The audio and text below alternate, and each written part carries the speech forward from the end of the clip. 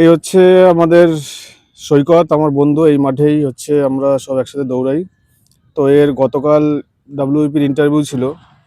তো এর মুখ থেকে জেনে নেব যে ওর ইন্টারভিউ কেমন হলো আর কি কি কোশ্চেন সেখানে জিজ্ঞেস করছে। তো তোমার ইন্টারভিউ কোথায় ছিল সৈকত? কল্যাণী, কোন শিফটে ছিল? ফার্স্ট শিফটে। তো প্রথমে ওখানে গিয়ে প্রসেসটা কি হলো তোমাদের? প্রথমে ওইখানে গিয়ে সব সিরিয়াল নাম্বার অনুযায়ী বসালো, তারপরে যে বেঙ্গলি ফর্মটা দিল, ফিল আপ করালো। তারপরে আচ্ছা, এখান থেকে ওই নিয়ে ফর্মে কি কি লিখতে হচ্ছে?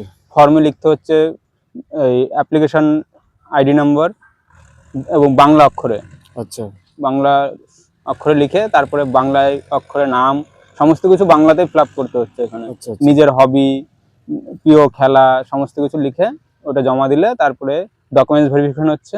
যেগুলো শুধু আপলোড করা হয়েছিল ফর্ম ফিল আপের সময় সেগুলোই শুধু নিচ্ছে, অন্য আচ্ছা। কোনো কিছু নিচ্ছে ওখানে না। কি অনেকে জানতে চাইছে যে ওবিসি রিনিউয়ালের কোনো ব্যাপার আছে ওখানে, লাগছে এরকম কোনো ব্যাপার? হ্যাঁ, ওবিসি রিনিউয়াল থাকলে রিনিউয়াল দিতে হচ্ছে, না হলে পরে ওদেরকে একটা ফর্ম ফিল আপ করতে হচ্ছে। ও, তারপরে তোমার প্রসেসটা কি হলো? তোমাকে কতক্ষণ পরে ওখান থেকে ইন্টারভিউ বোর্ডে ঢোকালো এবং সেখানে ওইখান গিয়ে কি থেকে কি কোশ্চেন ডকুমেন্টস হলো? ভেরিফিকেশনের পরে ওই আধা ঘন্টা মতো পরে আমাদেরকে ইন্টারভিউর যে লাইন ওইখানে গিয়ে দাঁড় করালো। তারপরে ওই লাইনে দাঁড়িয়ে 10 মিনিট পরে আমি ঢুকতে পেরেছিলাম ইন্টারভিউ রুমের ভিতরে। আচ্ছা, তারপরে ইন্টারভিউ রুমে ঢোকার পরে তোমাকে কি কি কোশ্চেন জানতে চাইলো? ওইখানে ঢোকার পরে আগে প্রথমে সবাইকে বলে দিচ্ছে যে পারমিশন কোনো কিছু নিতে হবে না, ঢুকে আমার নিজের নাম বলে ওখানে বসে পড়তে হচ্ছে। আচ্ছা, মানে ওই যে চেয়ারটা হ্যাঁ, রাখা আছে যে চেয়ারে চেয়ারটা বসে সেখানে পড়তে বসে হবে? পড়তে হচ্ছে। বসে পড়ার পরে আমি গিয়ে আমার নাম বলে বসলাম। তারপরে ফার্স্ট যে স্যারটা ছিল আমাকে বলল উত্তরবঙ্গের 5টি নদীর নাম বলো। 5টি নদীর নাম বলার পরে স্যার আমাকে জিজ্ঞাসা করলেন গ্রাজুয়েশনে কী কী সাবজেক্ট ছিল, আমি বললাম। বলার পরে আমাকে বাংলা থেকে দুটো কোশ্চেন ধরলো। তো তোমার গ্রাজুয়েশন সাবজেক্ট কি বাংলা ছিল? হ্যাঁ, বাংলা ছিল। বাংলা থেকে দুটো কোশ্চেন ধরলো। তারপরে ফার্স্ট অন্য ওই সাইডে আরেকটা স্যার ছিল, সেই স্যারটাও আমাকে আরেকটা বাংলা থেকে কোশ্চেন ধরলো। তারপরে আমার হবি যেহেতু আমি দিয়েছিলাম ফুটবল খেলা, আচ্ছা, সেহেতু আমাকে ফুটবল খেলা থেকে অনেকগুলো কোশ্চেন করলেন। কি কোশ্চেন জিজ্ঞেস করলো ফুটবল খেলা থেকে? ফুটবল থেকে আমাকে দুজন ভারতীয় ফুটবলারের নাম জিজ্ঞাসা করেছিল।